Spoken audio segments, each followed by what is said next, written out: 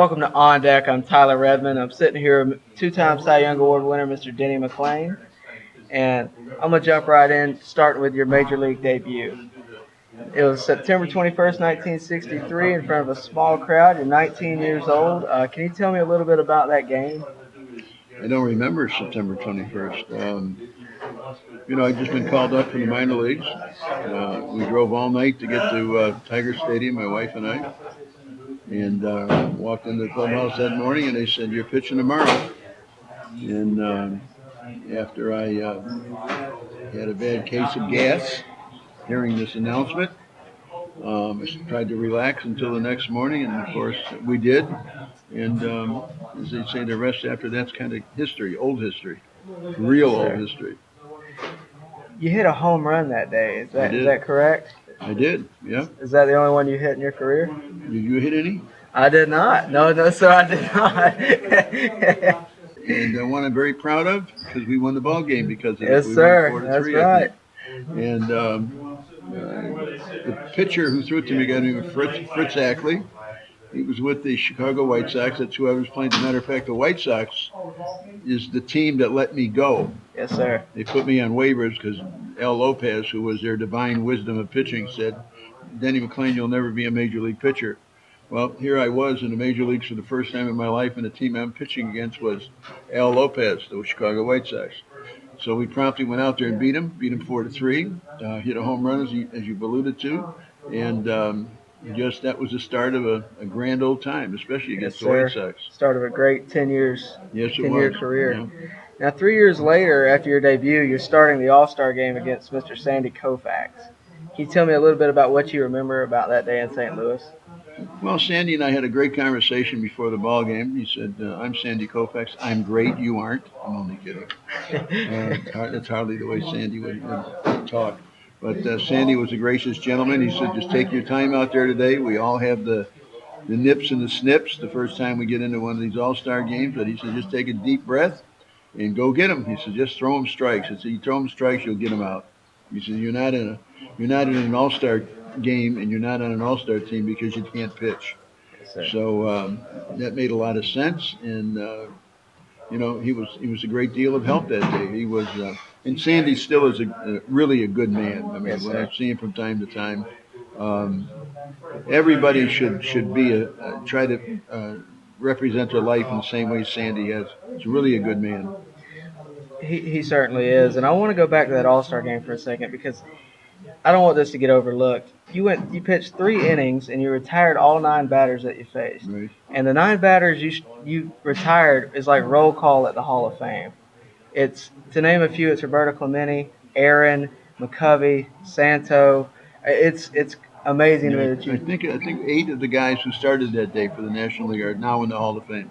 It's amazing to me. And who knows what's going to happen at the All-Star game, because these guys, well, I knew who they were.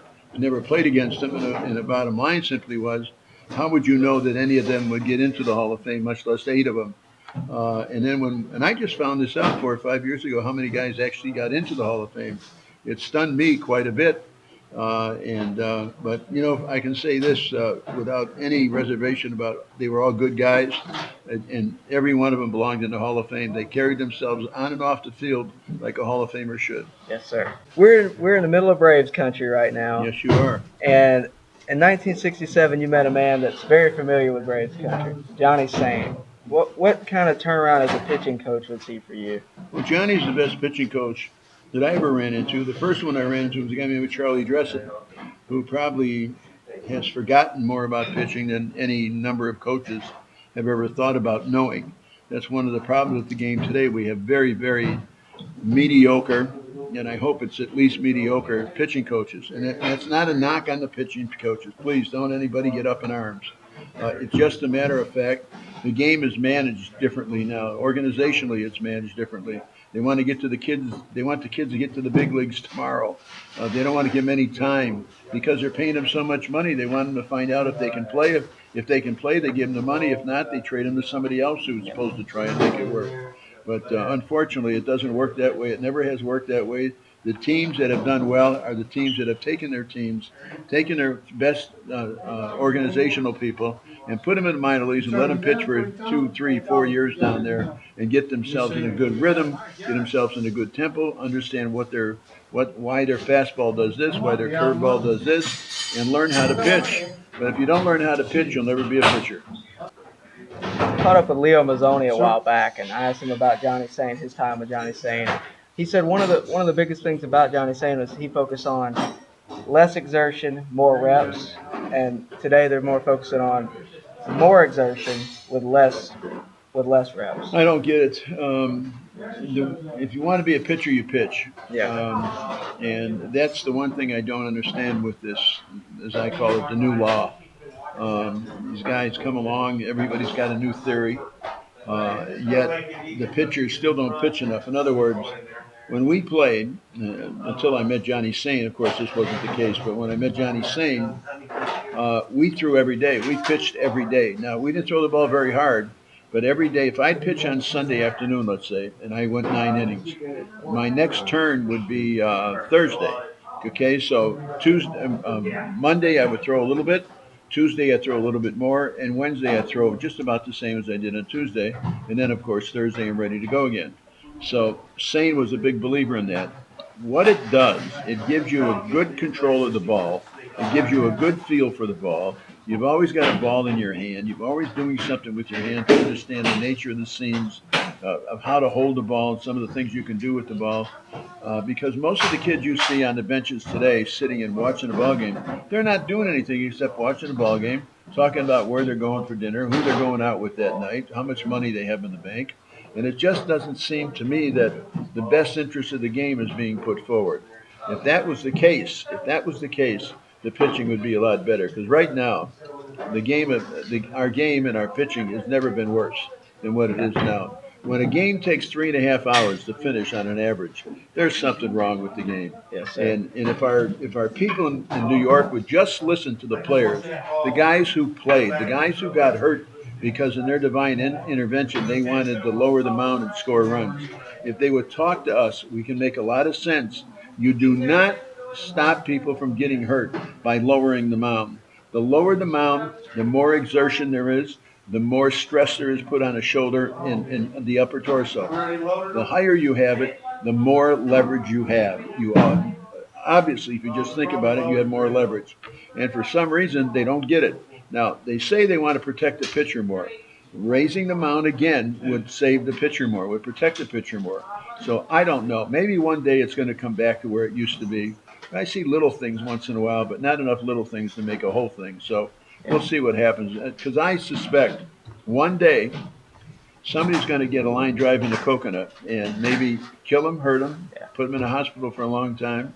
And that should never happen. The game knows better.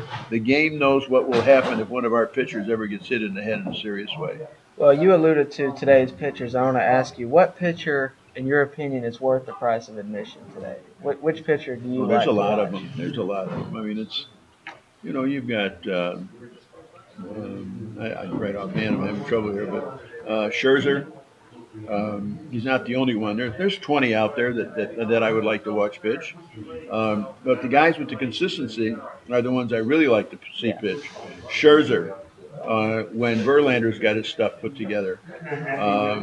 The other kid with Washington, I can't think, the big tall right-hander who was out. Strasburg pitched yesterday. Yeah, he pitched yesterday. All of these guys have got good stuff, and but almost everybody I've talked to here has had at least one operation too, and that comes from pitching inappropriately. You're pitching too early. You're not pitching enough. The mound isn't high enough. You don't have enough leverage. Your turn is bad. Everything you're doing is absolutely against the normal way a pitcher goes about a game. And again, it gets back to talk to the people who have had the history on the mound. Talk to the people who know what the hell they're doing. Guys who had good rhythm, who had good turns, who opened up right. Talk to those guys, and I'll guarantee you this: you will change the front office thinking if you can do that. They're into this. They're into, as I call it, they're into algebra right now. Everybody's got a computer like that's supposed to make you a great pitcher, a great hitter, a great TV man, great radio man. I seriously doubt it. Uh, there's only one thing that makes a great pitcher, and that's a great pitcher who can pitch. Yes, sir. Well, you were certainly that, and I want to talk about 1968 for just a minute. That was certainly your year, and you had a 31 win season. And I want to ask you first: do you think it'll ever happen again? I don't know how. They don't pitch enough. I don't either. They don't give them enough of a chance to get out of trouble. They reach a certain number in somebody's head, 70 pitches, 80 pitches, 90 pitches, and they got 14 guys up in the bullpen warming up. I don't know how they get over that. They've all settled into this now. I don't know of a club that has not settled into the system. So we're just going to have to wait for the very worst things to happen, namely pitchers get hurt, and then take a better way of looking at the game of pitchers. Because right now, it just doesn't work right. I heard a story about you earlier. You mentioned the pitch count. How many pitches did you? What was the highest number of pitches you pitched in one game? One game, I threw 235 pitches. That's nobody. I don't know if anybody will ever hit above 200 again. Oh, I don't think so either. It's not going to happen. It's first of all, it's very dangerous. No one knew how Yeah. dangerous it was. But you know what? When you got a lead in a ball game, you do not want to give the ball up. I mean, the last thing in the world that I ever wanted when I pitched was the manager coming out and telling me, "Well, I'm thinking about bringing a new guy in." Well, if you're going to bring a new guy in, I'm going to beat the hell out of you on the mound. And I used to say that to my guy, and he'd laugh a little bit. But Mayo knew how serious we were. When I got a lead, you don't have a better pitcher than I am. When I don't have a lead, we may be having a bad day. But that doesn't necessarily mean you run with the fire trucks out there and you try to figure out immediately what's. There's a way of getting into trouble. There's a way of getting out of trouble, and you just got to work with your pitchers. And on top of that, if you work with them the right way, you give them a whole lot more confidence to pitching in and out of trouble. Yes, sir. Moving on through 1968, your 30th win, Dizzy Dean was in attendance. He was. That night. What did that mean to you to have the former? Not a thing. Not a thing. Dizzy was a good guy. Dizzy was out there working for NBC. Dizzy was a delightful guy, and I will say this about Dizzy. And I'm trying to put myself in his shoes. Here you got a guy he was the last guy to win 30. Keep in mind that out of the last 30 games, out of the last 5 or 6 games he won, 7 games, whatever it might be, most of those, if not all of them, were won in relief. I'm the only pitcher, and this is not a braggadocious statement, don't misunderstand me, I just want to point something out. Not one game that I won did I win in relief. Not one. Everything was from the starting position. And 28 of those games were complete games. The game, again, was different back then than it was when I played and what the game is today. So we got to play within the walls that we've dealt with. And my respect for Dizzy grew and grew. He used to say a lot of crazy things. And I didn't understand Dizzy until I was hanging around with him a couple of nights, the week that I won 30, that the whole thing that Dizzy did was an act. This was Dizzy, the Dog and Pony Show. It was a great act. It was a great show. He was Bob Hope of baseball. That's how funny the guy was. And he was just a joy to be around. And when he said, "Hey, go get him, buddy," you knew he meant it. You knew he meant it. I know a lot of guys, even when I was playing, who'd say, "Go get it," and you knew they didn't exactly mean it with their full heart. Sure, they wanted to win. They wanted to win a pennant. They wanted to go to the World Series. But they didn't necessarily want you, namely me or somebody else, be the guy that carried the ball into the end zone. And somebody's got to carry it. Who cares? Let's just win and get there. Well, you mentioned some teammates you might have had. I want to talk about Al Kaline for a minute. Sure. What is one of your favorite memories with Al Kaline, with a Hall of Fame teammate? Al is the ultimate definition of a professional. He has always conducted himself in the appropriate, proper way. He knows how to play the game. I always said that if everybody listened to Kaline talk about the game and listen to him the way he talks about the game, especially specific positions and specific scenarios in a ball game, the ball club would be 50% better than what it is. I think that's one of the problems. Al is a little bit of a shy guy, and he's almost got to be tossed into the fire to try to start making some points. But, man, nobody knows the game better than Al. And if I had anything to say about it, and I know he's older than most of us are now, but He's still strong enough and hyper enough that he can make a difference. And it'd be nice to see him on the field, not necessarily a manager, but on the field in some capacity with some authority. Because Absolutely. right now, we got a good manager. The guy's a good guy. The guy's a wonderful guy. But Gardner. but I don't think that is Ron the right guy. When you have this many guys on a ball club that are rookies or the lack of playing time or they just don't play very well, I don't care. God couldn't manage this team right now. You know, they've had a little run here right now. They won some ball games in a row, but they haven't played the good ones yet. Yeah. And we'll see here pretty soon how good they are. Right now, they're outrunning people. And as long as they can outrun people, I think they've got a chance of winning some ball games. That doesn't mean they're going to win the deal, Yeah. but they're going to make it a little bit more exciting than anybody thought. But if given a chance, they're going to surprise some people too. But in order for them to do it, you got to run. And how do you run? You either walk, get hit, or get a hit. And I'm not sure if we've got enough people to get that many hits to run.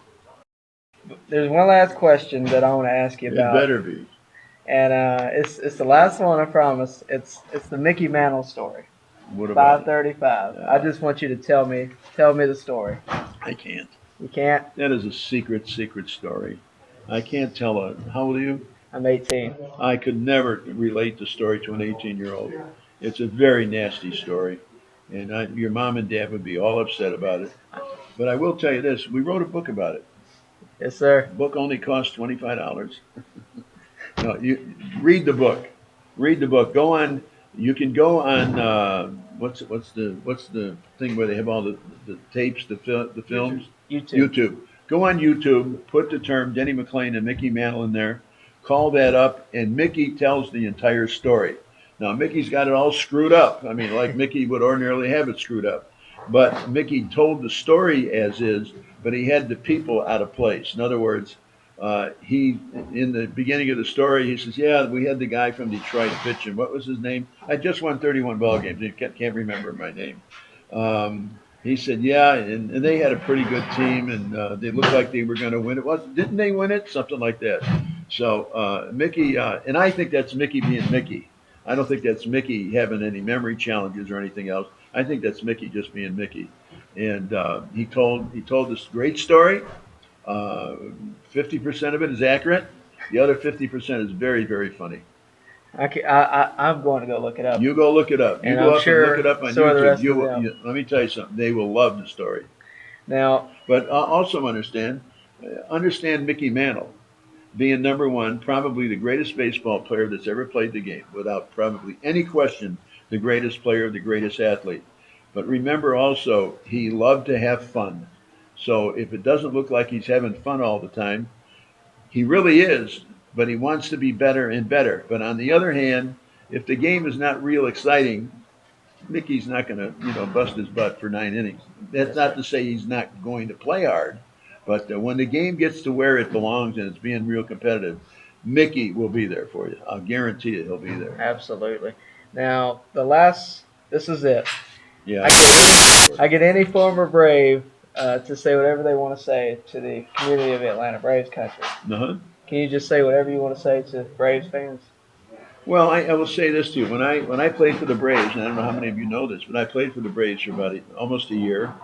I got released by them in spring training, I think '74. Eddie Matthews was the manager. Eddie and I were in Detroit together. We didn't get along very well, so I knew I'd get released over here. But I will say this: my wife and I just had our fourth child, and the couple of years we lived here were some of the most enjoyable, wonderful years that we ever lived anywhere. The people were terrific. The Southern hospitality was everywhere. In fact, I opened up some restaurants and some other things we did over here. Had a great time. And then, of course, I had an opportunity open up to me in Detroit to go back into radio and TV up in Detroit. So it wasn't meant to be in Atlanta at the time. But we had a great time. I mean, nothing but great memories of Atlanta. Just super. The colleges and the kids there just had a terrific time. Mr. McLean, I can't thank you enough for your time. It means the world to me. All right, Dizzy. I would like to take just a second to thank BP Sports in Marietta, Georgia, for giving me the time with Mr. Denny Mclain, as well as Denny Mclain himself. And if you'd like to stay updated on all the autograph signings at BP Sports, you can call 1-678-355-9990, or you can check out BP Sports on Facebook. Stay tuned for my next edition of On Deck with Tyler Redmond.